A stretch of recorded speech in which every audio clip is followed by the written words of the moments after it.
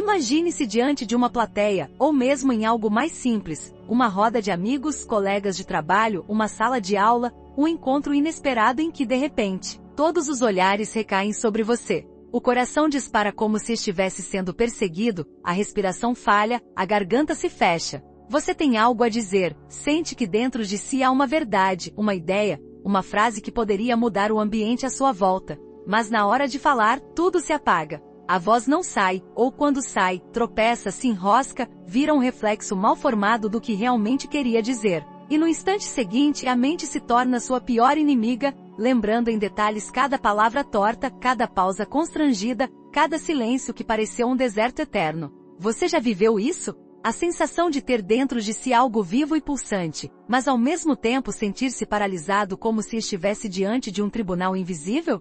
Carl Jung diria que nesse momento você não está apenas diante das pessoas que o escutam.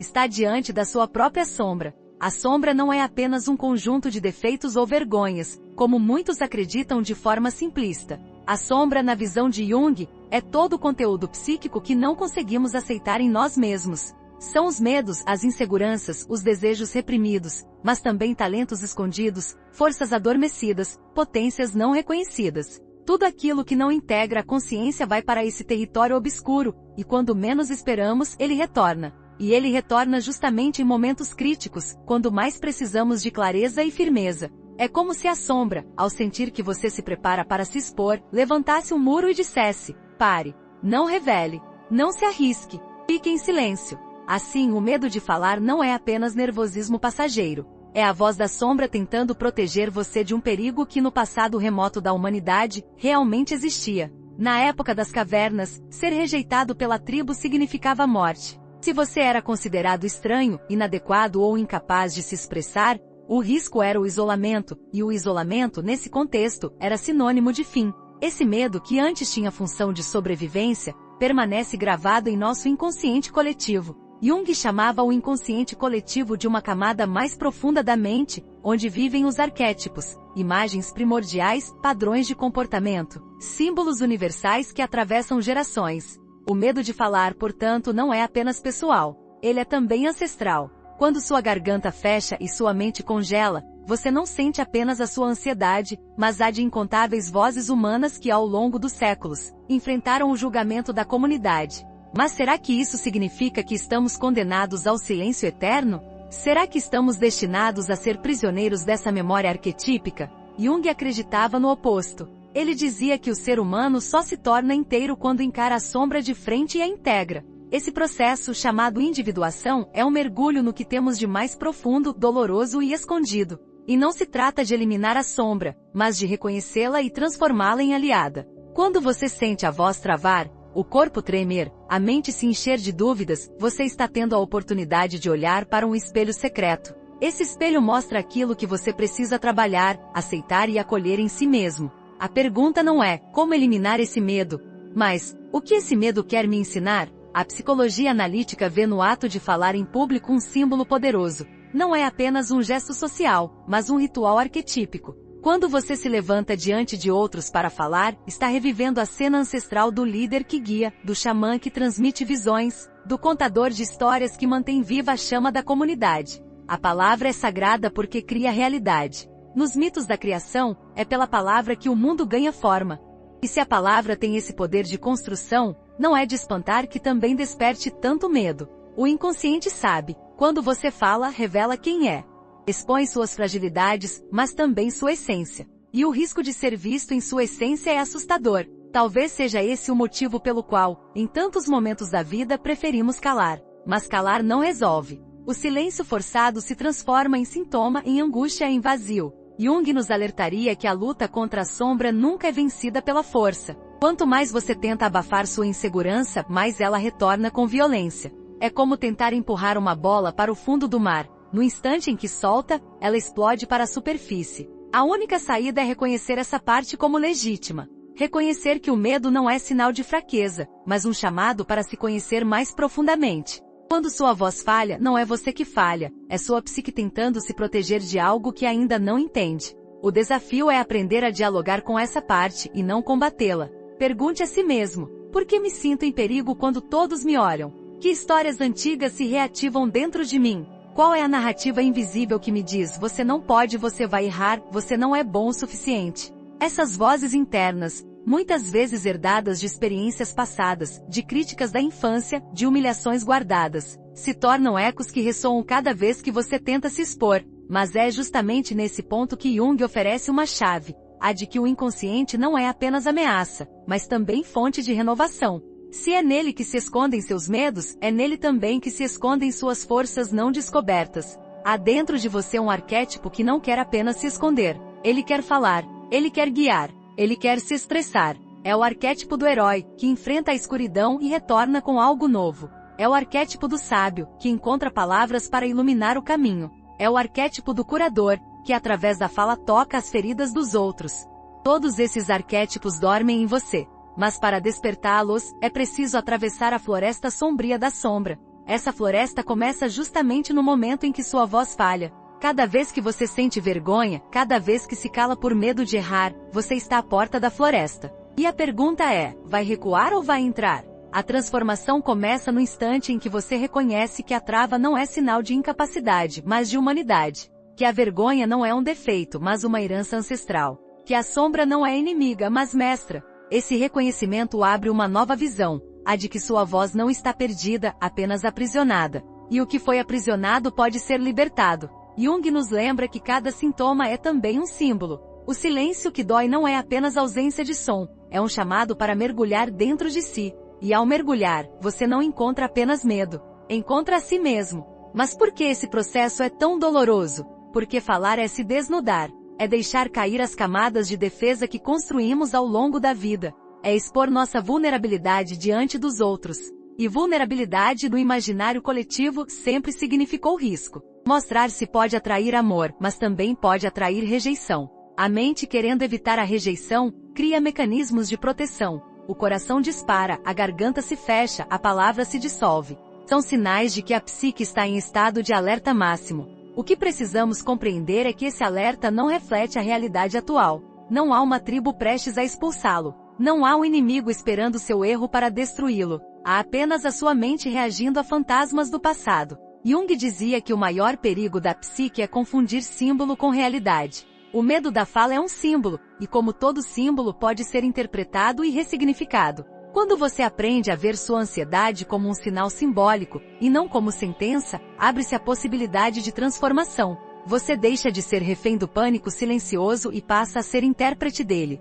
E nesse instante você dá o primeiro passo para integrar a sombra. Porque integrar não significa apagar. Significa acolher, ouvir e dar novo sentido. E se a sombra tenta calar sua voz, talvez seja porque ela teme a força que essa voz carrega. Já pensou nisso? E se aquilo que você tem a dizer não for apenas uma opinião banal, mas algo capaz de transformar você e os outros? O inconsciente sabe do poder da palavra. Ele teme que ao falar, você rompa com padrões antigos, desafie narrativas, questione hierarquias. Por isso, ele coloca obstáculos. Mas Jung nos encorajaria a atravessar esses obstáculos. Porque é somente quando enfrentamos aquilo que mais tememos que descobrimos quem realmente somos. E aqui está a virada. Você não é tímido por natureza. Você não é incapaz de se comunicar. O que acontece é que sua psique está diante de um conflito arquetípico entre a sombra e o self, entre a máscara do medo e o núcleo de autenticidade que pede passagem. A cada vez que você trava, esse conflito se manifesta. E a cada vez que você escolhe, mesmo tremendo, dar um passo à frente, você fortalece a voz do self. É um processo lento, mas cada tentativa é uma vitória simbólica. Cada palavra dita é uma conquista contra séculos de silêncio herdado. O medo de falar não é, portanto, um inimigo. É um portal. Um portal que, se atravessado, pode conduzir você a um nível mais profundo de autoconhecimento. Pode revelar talentos que estavam escondidos, pode despertar coragem que parecia inexistente, pode abrir portas para conexões reais. Mas para isso, é preciso aceitar o convite da psique e atravessar a floresta da sombra. Porque no fim, o que está em jogo não é apenas a habilidade de falar em público. É a capacidade de ser inteiro diante do mundo.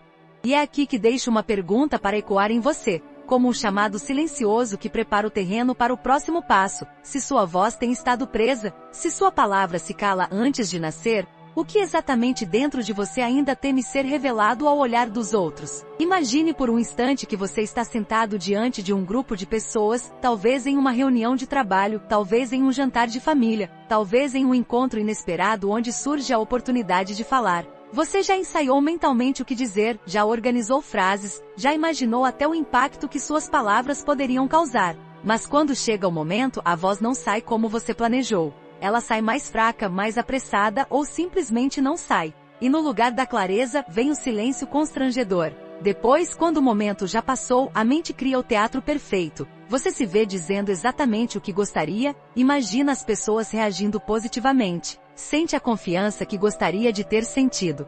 Mas a realidade ficou para trás, marcada pela sensação de falha.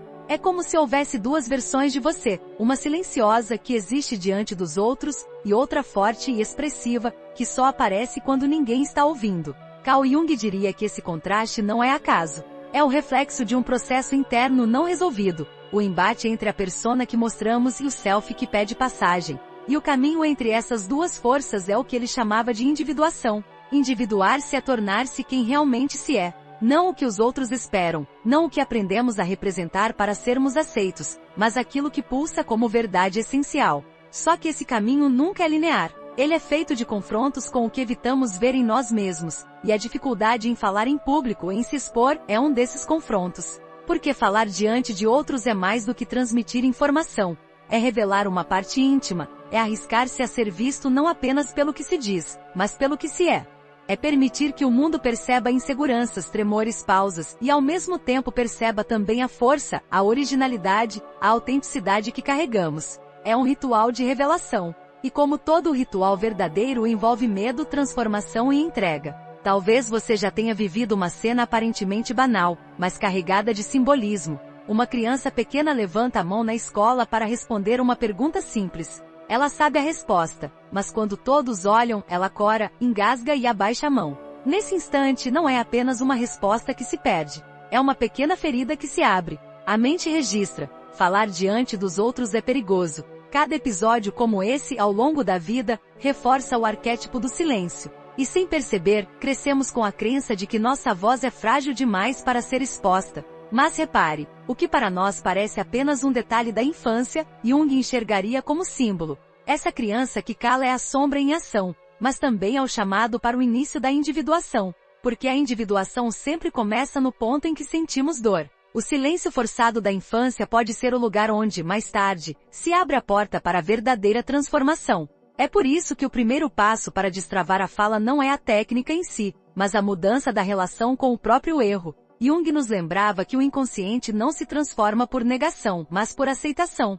E falar em voz alta mesmo que sozinho é uma forma de aceitação. Pode parecer um gesto pequeno, quase ridículo, ler um parágrafo em voz alta quando ninguém está ouvindo. Mas esse ato é profundamente simbólico. É como dizer ao próprio inconsciente, eu aceito me ouvir, eu aceito existir em som, eu aceito a minha própria presença. Quando você lê em voz alta, não treina apenas a voz. Você treina a psique a compreender que não há ameaça em se expressar. Você transforma a fala de um campo de risco em um campo de hábito. E a psique, acostumada a associar a fala ao perigo, começa a se reprogramar. Há quem ache que só vai melhorar quando for colocado sob pressão, diante de plateias grandes, em situações extremas. Mas a psique não aprende sob ameaça. Ela aprende no espaço protegido. É como uma planta frágil que precisa germinar no abrigo da terra antes de se expor ao sol e ao vento. O hábito de ler em voz alta diariamente por alguns minutos é como regar essa planta. No início, talvez soe estranho, artificial, mecânico. Mas aos poucos, a voz começa a se tornar familiar. Você passa a perceber pausas, trejeitos, vícios. E principalmente passa a perceber que consegue se ouvir sem se julgar. Esse é o embrião da individuação. Escutar a si mesmo sem fugir. Mas esse processo não se limita ao exercício técnico. Ele ganha profundidade quando reconhecemos que a cada palavra dita em voz alta enfrentamos séculos de silêncio herdado. Pense em quantas gerações de pessoas se calaram por medo, por repressão, por não se sentirem dignas de falar. Esse silêncio coletivo vive dentro de nós como memória arquetípica. Cada vez que você lê um parágrafo em voz alta, cada vez que ousa dizer algo mesmo sozinho, você não está apenas treinando. Você está rompendo com correntes invisíveis. Está dizendo ao inconsciente coletivo, eu escolho quebrar o ciclo do silêncio. E essa escolha tem um poder simbólico que vai muito além do que se imagina. Há ainda outro ponto. Quando você aprende a falar em voz alta consigo mesmo, você começa a descobrir um detalhe que passa despercebido para a maioria. A voz não é apenas som, é corpo, é respiração, é ritmo. Jung dizia que o inconsciente fala em imagens, mas também em movimentos e sensações. Quando você fala encurvado, olhando para o chão, apertando as mãos, seu corpo envia sinais ao cérebro de que está em perigo. Mas quando você ergue o peito, sustenta o olhar, respira fundo antes de soltar as primeiras palavras, você envia sinais opostos, de que há segurança, de que o território está sob controle. O corpo, nesse sentido, não é inimigo.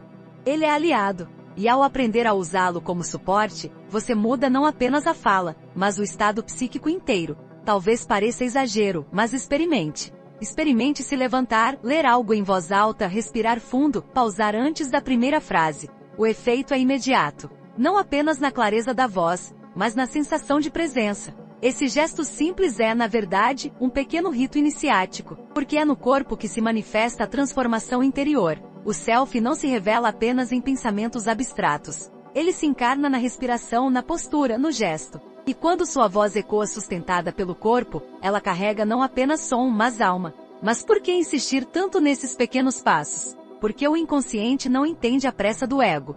O ego quer resultados imediatos. Quer falar bem agora, quer impressionar de uma vez. O inconsciente, no entanto, trabalha em ciclos. Ele precisa de repetição, de ritmo, de paciência. É como uma pedra que, sendo tocada todos os dias pela água, acaba cedendo. Aos poucos, a fala deixa de ser um esforço e se torna parte natural do ser. A cada dia, o medo perde força.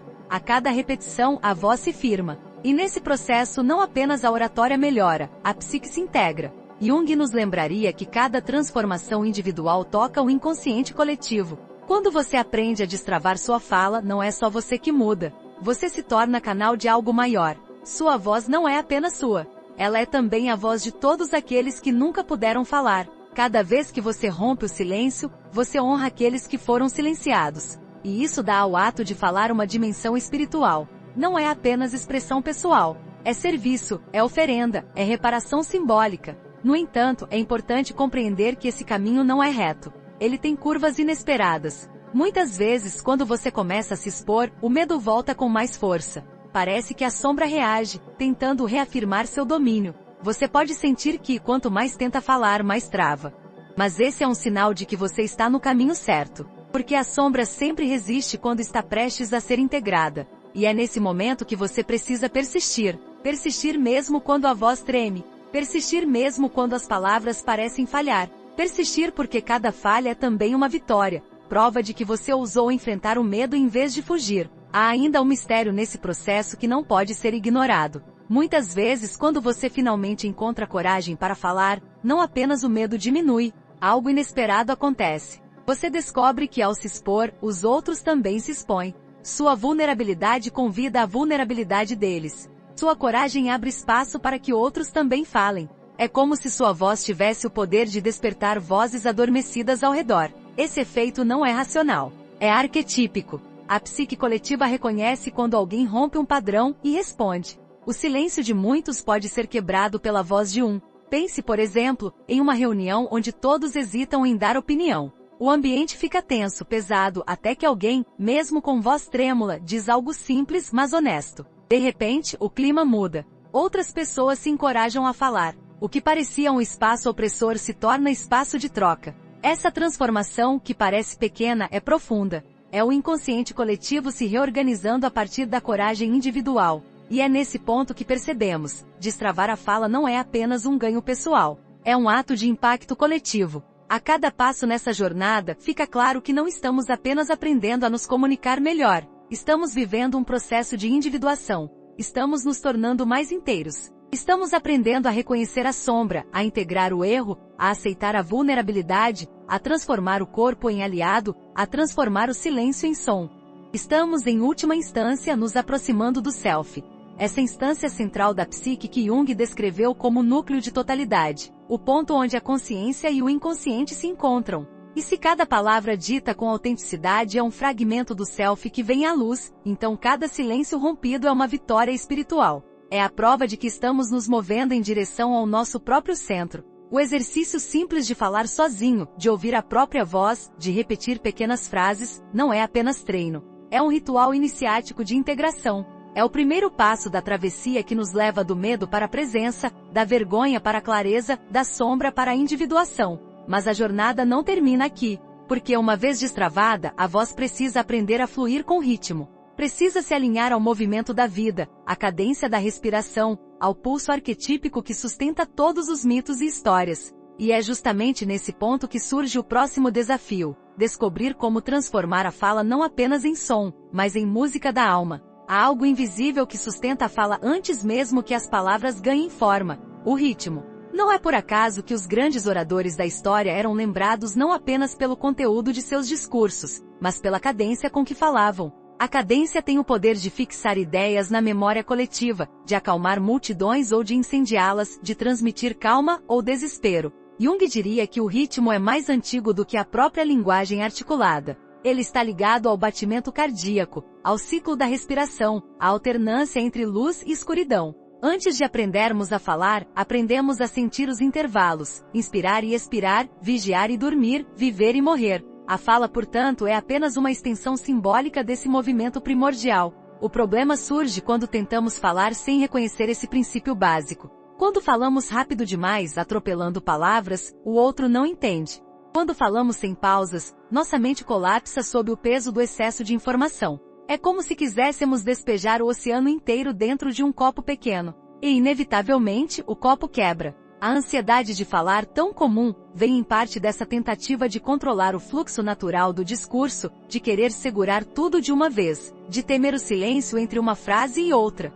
Mas a pausa, que parece um risco, é na verdade o lugar onde mora a força. Jung enxergava o inconsciente como uma linguagem feita de imagens, símbolos e silêncios. Os sonhos, por exemplo, não são compostos apenas de narrativas, mas de cortes, vazios, espaços entre uma cena e outra. Esses espaços são tão importantes quanto as imagens, porque permitem à psique respirar. Assim também é com a fala. Sem pausas, a palavra morre sufocada. A técnica do ping-pong, tão simples na superfície, é uma metáfora profunda dessa dinâmica. Você fala, pausa, respira. Fala novamente, pausa de novo. Como uma bola que vai e volta, como um coração que pulsa e descansa. É nesse vai e vem que o discurso se transforma em presença viva. Mas por que tememos tanto a pausa? Porque diante do silêncio, sentimos que estamos falhando? Será que é porque confundimos silêncio com vazio? A verdade é que desde cedo, fomos ensinados a preencher todos os espaços. Na escola, quem fica em silêncio parece distraído. No trabalho, quem demora a responder é visto como inseguro. No cotidiano, o silêncio é interpretado como fraqueza. Aprendemos a temê-lo como se fosse um abismo. Só que Jung dizia que o abismo é também um portal. O silêncio entre uma frase e outra não é ausência. É presença ampliada. É ali que o inconsciente atua. É ali que o outro processa. É ali que a palavra se transforma em experiência. O silêncio é alquímico. Ele decanta a mensagem, a torna mais densa, mais penetrante. Imagine uma conversa em que alguém despeja informações sem parar. Você escuta, mas sua mente cansa. Agora imagine outra cena. Alguém fala, pausa, deixa o ar vibrar, olha nos olhos e continua. Nesse momento, a pausa não diminui a força da fala, ela a multiplica. A pausa cria suspense, expectativa, peso simbólico. É como um mago que levanta a mão antes do feitiço final. O silêncio prepara o espaço para a revelação. Não é curioso pensar que aquilo que mais tememos, o vazio entre as palavras, seja justamente o que lhes dá vida? A técnica do ping-pong, quando praticada conscientemente, não é apenas um truque para parecer mais calmo. Ela é um exercício espiritual. É aprender a conviver com o intervalo, com o nada que sustenta o tudo. É aceitar que não precisamos carregar a fala inteira na mente de uma vez, mas apenas soltar pequenos blocos, como quem distribui sementes no solo. Cada frase curta é uma semente. Cada pausa é a terra que a acolhe. E pouco a pouco, o discurso se torna um campo fértil, onde ideias crescem com naturalidade. Mas aqui há um detalhe ainda mais profundo: o outro também respira junto com você. Quando você fala em ritmo, cria um campo de sincronia. É como duas pessoas caminhando lado a lado. No início, os passos estão descompassados, mas com o tempo, naturalmente, encontram harmonia. Assim também acontece com a fala. Se você acelera, o outro se perde. Se você pausa, o outro acompanha. Falar em ritmo é mais do que se expressar. É conduzir o campo psíquico compartilhado. E se toda vez que sua fala trava, não for porque você não sabe o que dizer, mas porque você esqueceu de respirar junto com ela? Nos mitos antigos, o sopro era símbolo da alma. Deus sopra no barro para criar o homem. O xamã sopra fumaça para curar. O vento é a voz dos deuses. Quando esquecemos de respirar ao falar, é como se arrancássemos a alma da palavra. Ela se torna seca, mecânica, sem vida. A pausa devolve o sopro. A pausa devolve a alma. É por isso que os discursos mais memoráveis sempre têm momentos de silêncio. Eles parecem suspender o tempo, como se o mundo inteiro parasse para ouvir. Há também uma dimensão psicológica nesse jogo de pausas. Quando você fala sem parar, transmite ansiedade.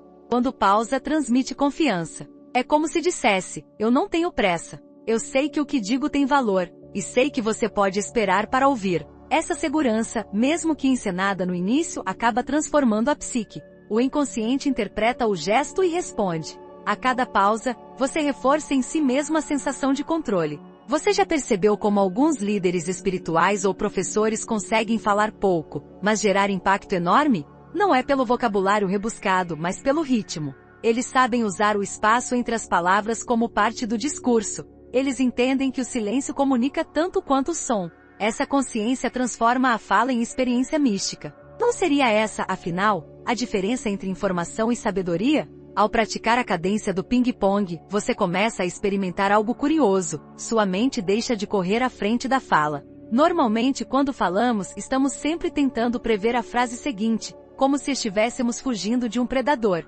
Mas no ritmo cadenciado, você aprende a estar presente em cada bloco. Não há necessidade de prever o próximo parágrafo. Há apenas a próxima frase. Esse estado de presença é raro. E é justamente nele que a comunicação verdadeira acontece. Aqui mora uma revelação inesperada. Talvez o objetivo de falar bem não seja impressionar o outro, mas alinhar-se com esse estado de presença. Porque é no presente que o self habita. O self, como descreveu Jung, não é apenas a soma do que somos conscientes, mas o centro integrador que sustenta a totalidade. Quando falamos em ritmo, damos espaço para que o self se manifeste. A fala deixa de ser apenas racional e se torna expressão de algo mais profundo. Você já se perguntou se a dificuldade de falar em público é, na verdade, uma dificuldade de estar presente? A vida moderna nos empurra para a pressa, para o excesso, para a necessidade constante de preencher o tempo com palavras. Mas a alma não se nutre do excesso. Ela se nutre da pausa. Talvez seja por isso que tantas pessoas se sentem esgotadas ao falar. Não é porque não tem conteúdo, mas porque não dão espaço para a alma respirar junto. A pausa é a respiração da alma. E aqui está um paradoxo interessante. Aquilo que chamamos de nervosismo pode ser, em muitos casos, apenas a ausência de pausa. O corpo grita por ar, a mente exige controle, e no conflito a fala trava. Mas se ao invés de acelerar, você parar, respirar, aceitar o silêncio, algo se transforma. O que antes era visto como falha passa a ser força. A pausa, longe de ser sinal de insegurança, torna-se sinal de domínio. Não é irônico que passamos a vida fugindo do silêncio, quando é nele que se encontra a chave da confiança? Cada pessoa que aprende a usar o ritmo da fala dá um passo em direção à sua própria integração. Porque esse ritmo não é apenas técnica, é símbolo.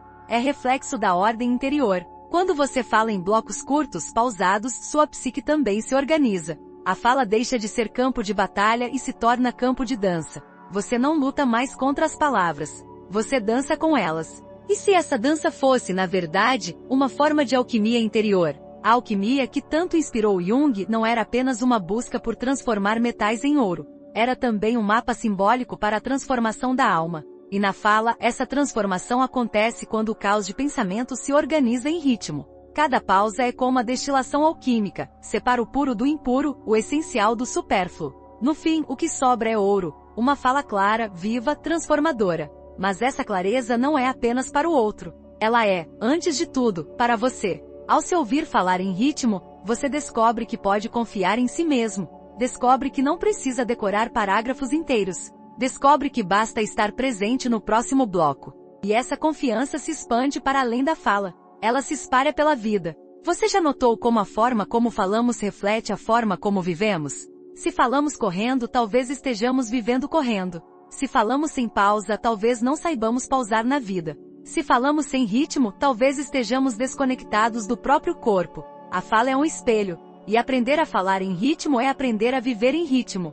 É reconectar-se ao pulso da existência, ao bater do coração, ao ciclo da respiração, ao movimento ancestral que nos sustenta. No fim, a técnica do ping-pong não é sobre falar bonito. É sobre reencontrar a cadência da alma. É sobre transformar silêncio em presença, pausa em poder, ritmo em revelação. É sobre descobrir que a voz não precisa ser pressa nem desespero. Ela pode ser calma, firme e profunda. E talvez a grande questão não seja como falar melhor, mas sim, o que ainda impede você de confiar no silêncio como parte da sua fala. Desde os primórdios da humanidade, o número 3 ocupa um lugar especial na psique. Ele aparece nas religiões, nas mitologias, nos contos de fadas, nos rituais de passagem, nas artes e até mesmo na maneira como organizamos pensamentos. Jung dizia que os números não são apenas conceitos matemáticos, mas arquétipos vivos que habitam o inconsciente coletivo. O 3, em particular, simboliza movimento, equilíbrio dinâmico, a passagem do dualismo para a síntese. Não é estático como 2, nem absoluto como 1. O 3 cria ponte, fluxo, narrativa. É por isso que tantas tradições recorrem a ele como base de sua cosmologia. Quando observamos a história das religiões, encontramos o 3 em toda parte. Na tradição cristã, a Santíssima Trindade, Pai, Filho e Espírito Santo. No hinduísmo, a Trimurti, Brahma, Vishnu e Shiva. Na mitologia nórdica, as 3 Nornas tecendo o destino. Na mitologia grega, as 3 Moiras cortando o fio da vida. E ainda as 3 Graças, símbolos da beleza e da fertilidade.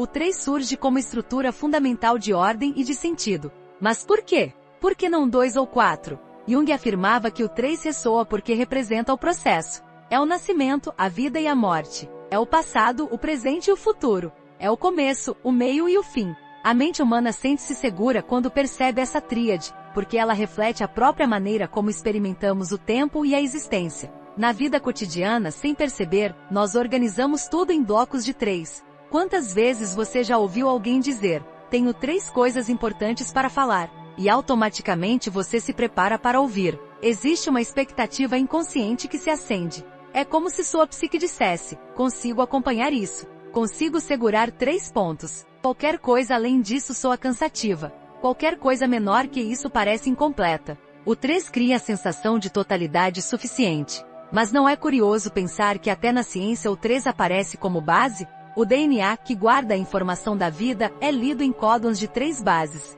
A física clássica descreve o espaço em 3 dimensões: altura, largura e profundidade. O átomo, fundamento da matéria, foi inicialmente descrito com 3 partículas principais: próton, nêutron e elétron. Até mesmo os estados da matéria mais conhecidos, sólido, líquido e gasoso, organizam-se em tríade. E na narrativa, no teatro, no cinema, na literatura, a estrutura de 3 atos é a mais usada: apresentação, conflito e resolução. Será coincidência que tudo que nos cerca, de mitos a moléculas, insiste em se estruturar em 3? Um exemplo inesperado vem das histórias infantis. Os contos de fadas que Jung e seus seguidores viam como expressões do inconsciente coletivo, usam o 3 quase como lei. Os 3 porquinhos, as 3 provas de Hércules, as 3 irmãs de tantas narrativas. O herói raramente vence na primeira tentativa, fracassa na segunda, mas alcança o êxito na terceira. Esse padrão não é mero artifício literário.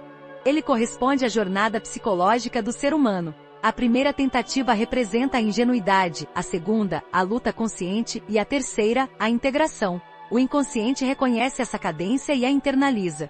É por isso que sentimos satisfação quando ouvimos uma história que se conclui em 3 etapas. Há relatos curiosos de como o 3 se manifesta em contextos improváveis. Em um estudo sobre memorização conduzido por psicólogos cognitivos, foi constatado que pessoas lembram com mais facilidade de listas de 3 elementos do que de listas maiores. Não importa se eram números, palavras ou imagens, o grupo de 3 sempre se destacava. É como se o cérebro estivesse naturalmente afinado para essa frequência. Esse dado parece pequeno, mas confirma algo que as tradições espirituais já sabiam há séculos: existe um poder arquetípico que se ativa na tríade. E se essa atração pelo número 3 for mais do que hábito cultural? E se for uma inscrição profunda no próprio inconsciente coletivo? Pense na vida prática. Quantas vezes você se sentiu mais seguro ao organizar suas ideias em 3 pontos? Ao preparar uma apresentação, é comum escolher 3 razões para convencer. Ao dar um conselho, dizemos, tenho 3 coisas a compartilhar com você.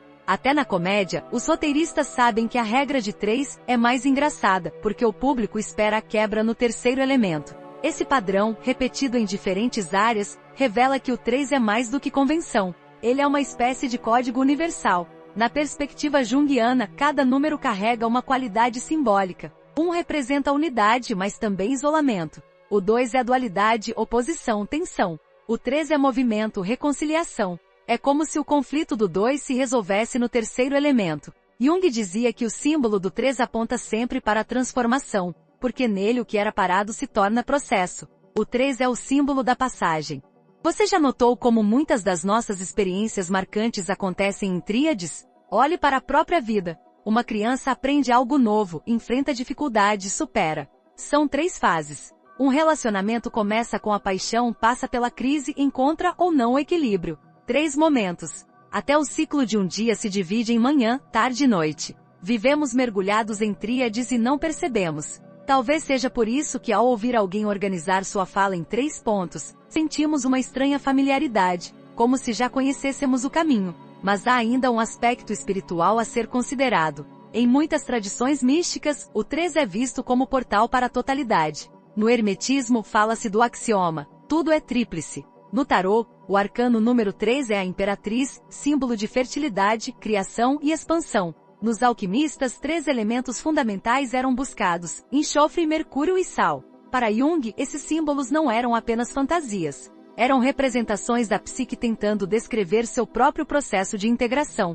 O 3 representa o momento em que a psique deixa de se dividir em opostos inconciliáveis e encontra uma terceira via. Não é fascinante imaginar que ao usar a regra dos 3 na fala, você está não apenas organizando palavras, mas evocando um arquétipo ancestral que estrutura nossa percepção de realidade? Há acontecimentos improváveis que reforçam esse mistério. Em diversas culturas indígenas, os rituais de passagem incluem 3 etapas: separação, transição e reintegração. Em algumas tribos, o jovem é levado para a floresta, passa por 3 provas e só então retorna à comunidade como adulto. Esse padrão aparece também em sociedades que não tiveram contato entre si. Como explicar? A psique humana, em qualquer lugar, parece desenhar ritos em 3 tempos. Isso mostra que o 3 não é invenção arbitrária, mas expressão de algo universal.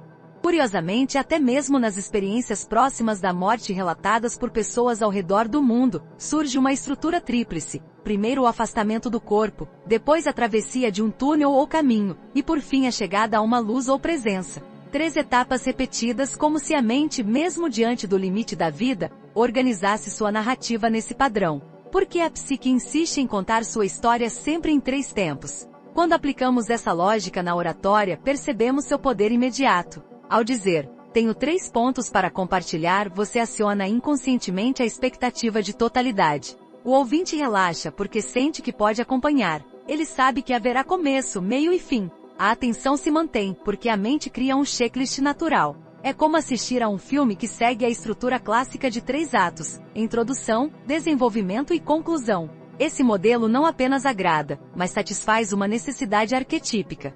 Mas aqui surge um detalhe inesperado. Ao usar o 3 na fala, não é apenas o outro que se organiza. Você também se organiza. Sua mente deixa de vagar no caos de ideias e encontra clareza. Você sente que pode conduzir a narrativa com firmeza, porque sabe o caminho. E essa confiança retroalimenta sua fala. Quanto mais estruturado, mais confiante. Quanto mais confiante, mais claro. É um ciclo positivo. Você já experimentou a diferença entre falar de forma dispersa e falar em 3 pontos claros? Pessoas que aplicam essa regra percebem rapidamente a mudança na forma como são ouvidas. Não é apenas mais fácil para o público, mas é mais fácil para quem fala. Porque a mente precisa de estrutura. E o 3 fornece essa estrutura de forma quase mágica. Não é exagero dizer que essa pequena mudança pode transformar completamente a forma como alguém é percebido. Mas há algo mais misterioso ainda. O 3 também aparece nos processos de cura psicológica. Jung observava que muitos sonhos traziam tríades simbólicas: 3 animais, 3 portas, 3 caminhos. Cada um representava uma etapa do processo de integração.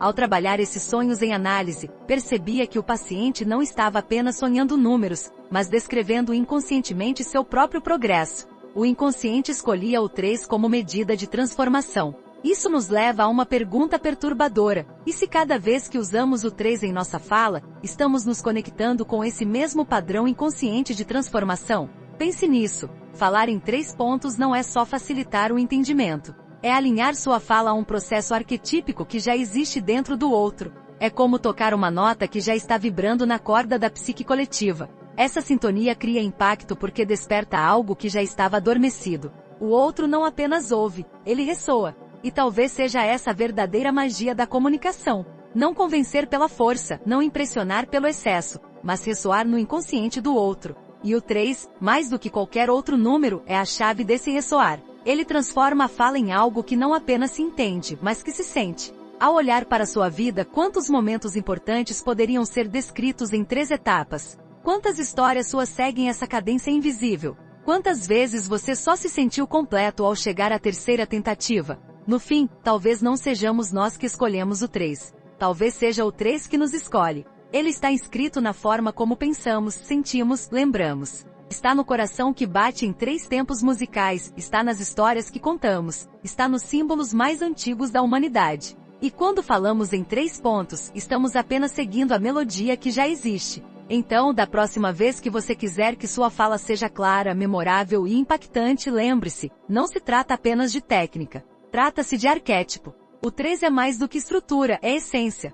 E talvez a verdadeira questão não seja como aplicar a regra dos 3, mas sim, o que em você ainda resiste a entrar em sintonia com o ritmo natural do 3. Há um momento em que todo esforço para destravar a fala, para encontrar ritmo e clareza, esbarra em um obstáculo invisível, a máscara que vestimos. Jung a chamou de persona. No início, a persona não é um inimigo. Ela é necessária, porque sem ela não sobreviveríamos em sociedade. Ela é o rosto social que mostramos ao mundo, a roupa psíquica que nos permite circular entre grupos e ser aceitos. É o personagem que desempenhamos no trabalho, o papel que exercemos na família, a imagem que projetamos diante dos amigos. A persona é a adaptação. Mas quando esquecemos que ela é apenas uma máscara e passamos a acreditar que é nossa identidade, algo se rompe. E esse rompimento aparece muitas vezes na fala. Quantas vezes você já tentou falar de um jeito mais sofisticado, escolhendo palavras rebuscadas que nunca usaria naturalmente, apenas para soar inteligente?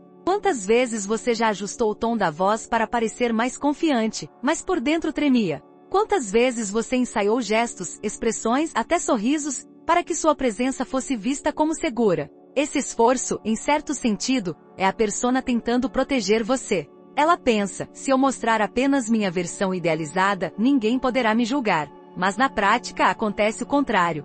Quanto mais máscara, menos conexão. E o público sente. A persona é uma promessa de segurança que na maioria das vezes se transforma em prisão. Porque ao tentar sustentar um personagem, a fala perde vida. Sou artificial, pesada, sem alma. O outro percebe, ainda que de forma inconsciente, que não está diante de alguém autêntico, mas diante de uma encenação. E é nesse ponto que o medo cresce. Porque a máscara exige esforço. A cada frase, a cada gesto, você se preocupa em manter a fachada. E no meio dessa preocupação, esquece de estar presente. Esquece de se conectar.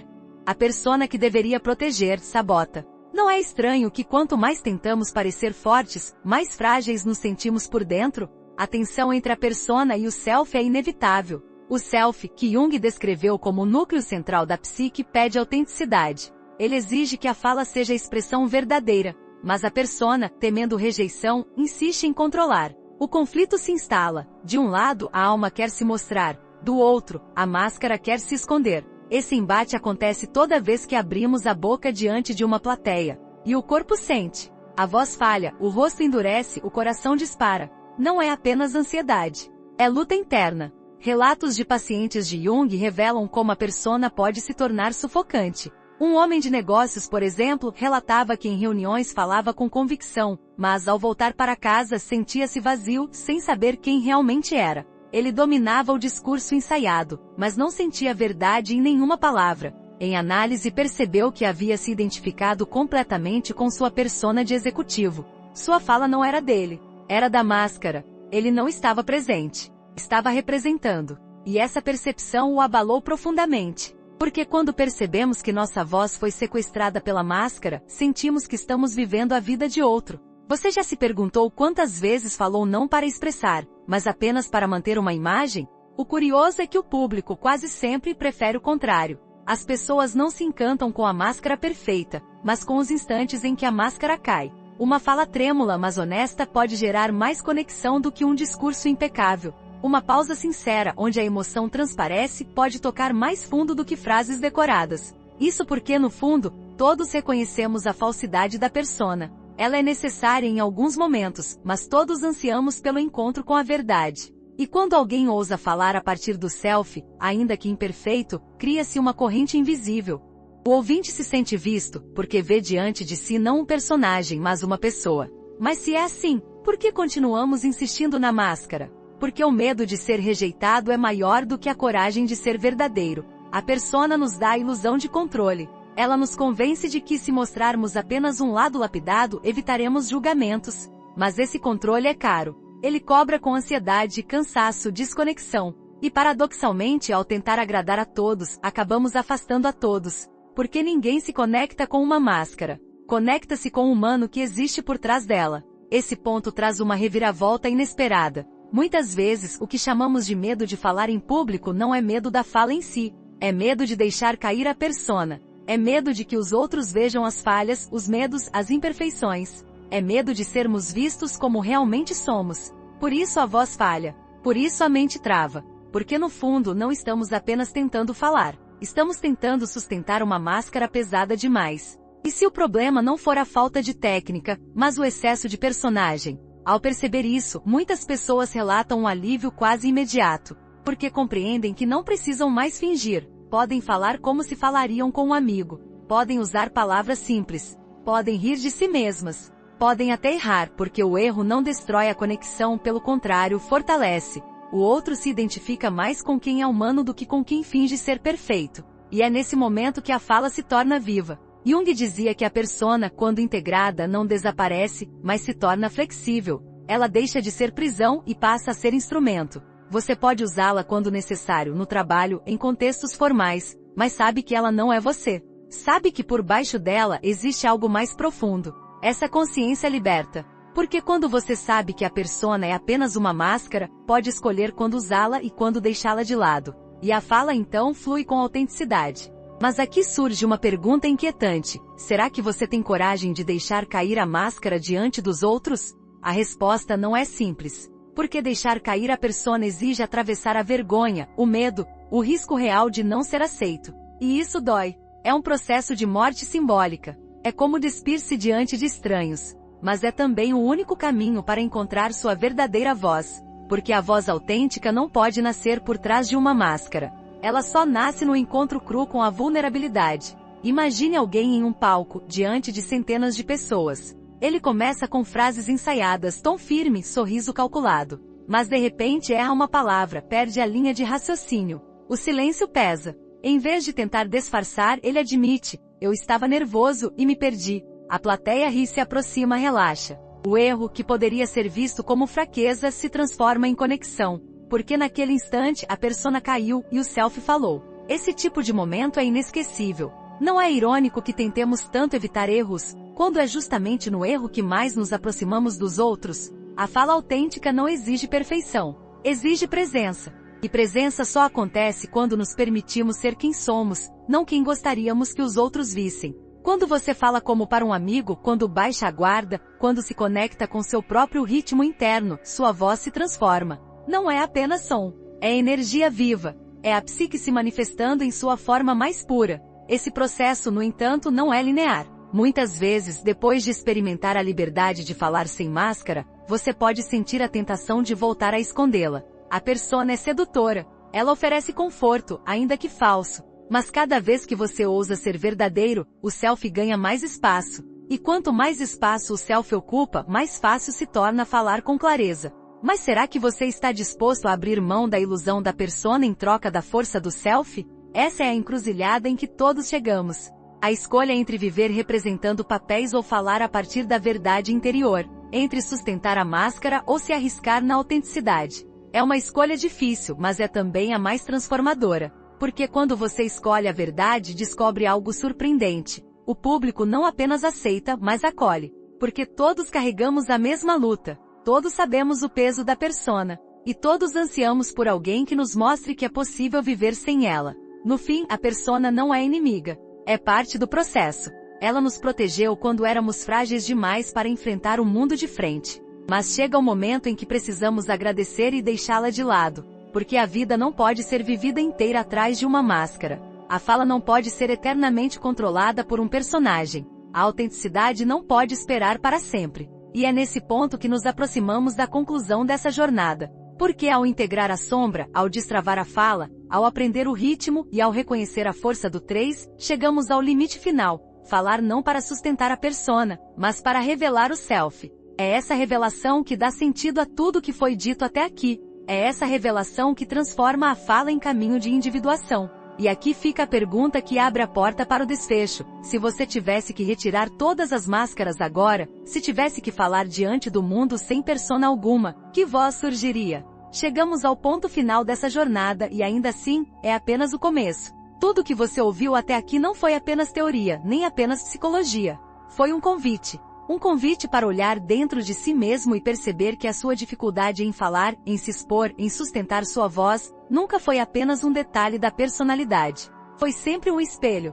Um espelho que refletiu a luta mais antiga da alma humana, o medo de ser visto em sua inteireza, o medo de mostrar fragilidade e ser rejeitado, o medo de deixar cair a máscara e ser julgado, o medo de revelar uma voz que talvez não corresponda às expectativas dos outros. Mas agora você sabe que esse medo não é fracasso, não é doença, não é condenação. É apenas a sombra pedindo reconhecimento. A sombra não é um inimigo. Ela não está contra você. Ela guarda as partes da sua alma que ainda não aprenderam a ser vistas. E cada vez que sua voz treme, cada vez que sua garganta se fecha, cada vez que o coração dispara antes de falar, é a sombra dizendo: olhe para mim, eu também faço parte de você. O erro que tantos cometem é tentar calar a sombra, lutar contra ela, fingir que não existe. Mas Jung nos ensinou que não há integração sem aceitação.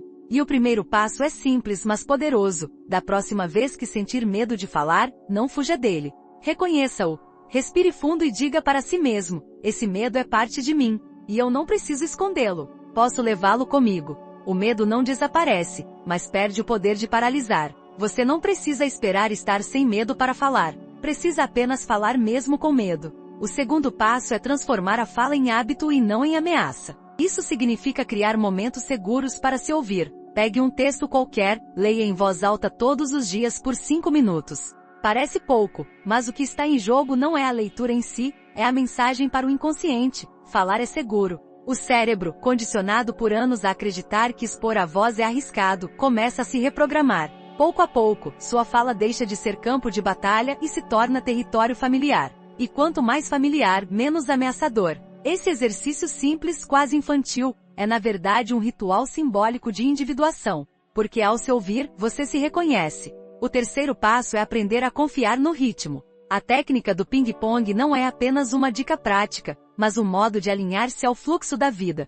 Falar em blocos curtos com pausas é permitir que a respiração entre no discurso, que o silêncio se torne aliado, que a mente não precise carregar tudo de uma vez. É estar presente. E presença é talvez o maior segredo da comunicação. Quando você fala em ritmo, você não transmite apenas ideias. Você transmite estado. E o outro, sem perceber, entra nesse estado junto com você. O ritmo não apenas organiza sua fala, mas organiza sua psique.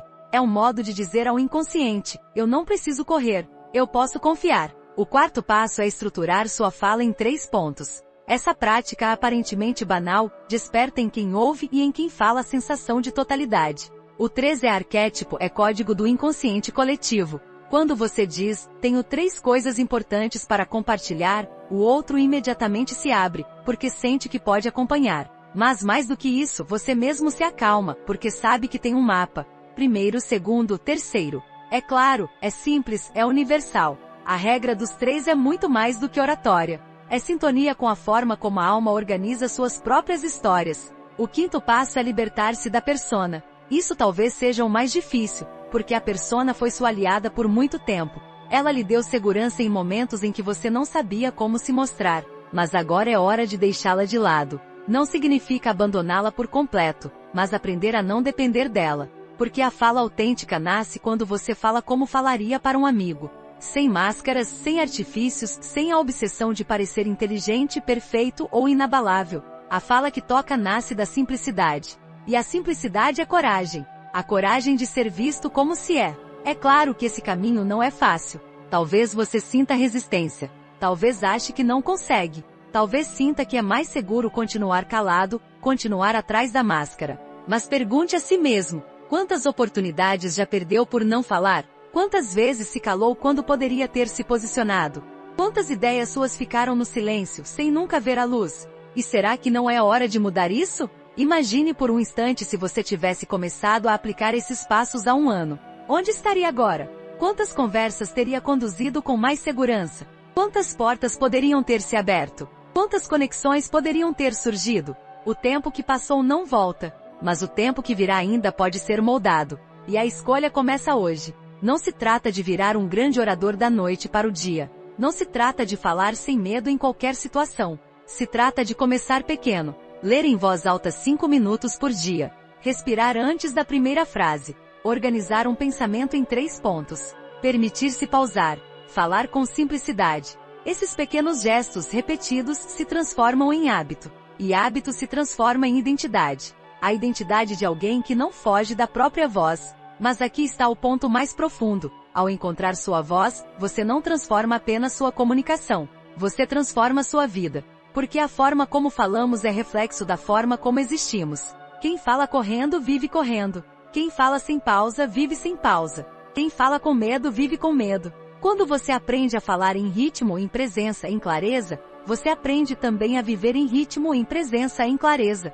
A fala não é apenas expressão. É espelho. Pense em quantas vezes você admirou alguém não pelo que disse, mas por como disse. A calma, a confiança, a clareza, a simplicidade. Esse estado não é privilégio de poucos. Está disponível a todos que ousam atravessar o medo, integrar a sombra, reconhecer a persona e falar a partir do self. O self é o centro da sua psique, o núcleo de totalidade que integra consciente e inconsciente. Quando você fala a partir do self, sua voz carrega algo que nenhuma técnica ensina: autenticidade. E a autenticidade é irresistível. Mas talvez você ainda se pergunte: será que eu consigo? A resposta não está em mim, está em você.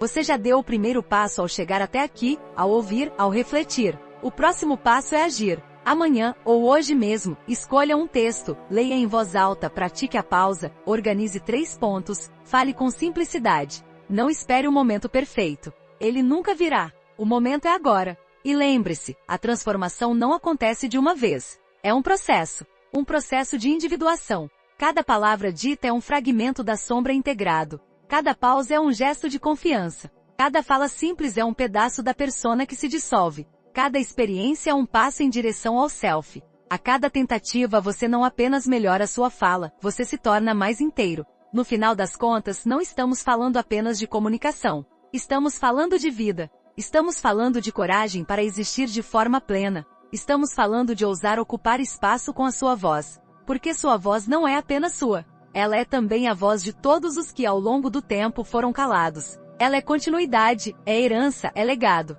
Não permita que ela se perca no silêncio. E agora a escolha é sua. Você pode fechar este vídeo e continuar como sempre, calando quando mais importa, travando quando gostaria de se expressar, vivendo preso a uma máscara. Ou pode decidir que hoje é o dia em que sua voz começa a renascer. Hoje é o dia em que você dá o primeiro passo, pequeno mas verdadeiro, em direção à autenticidade. Se esse conteúdo fez sentido para você, se em algum momento você se reconheceu aqui, eu quero que você faça algo simples agora. Curta este vídeo. Isso mostra que essa mensagem chegou até você. Comente, mesmo que seja de forma anônima, porque sua voz importa, e mesmo no silêncio do anonimato, é um gesto de participação. E se ainda não fez, inscreva-se no canal. Porque essa jornada não termina aqui. Há muito mais para explorar, muito mais para integrar, muito mais para descobrir dentro de si. A sua voz é o seu caminho. O medo não vai desaparecer, mas você pode caminhar com ele.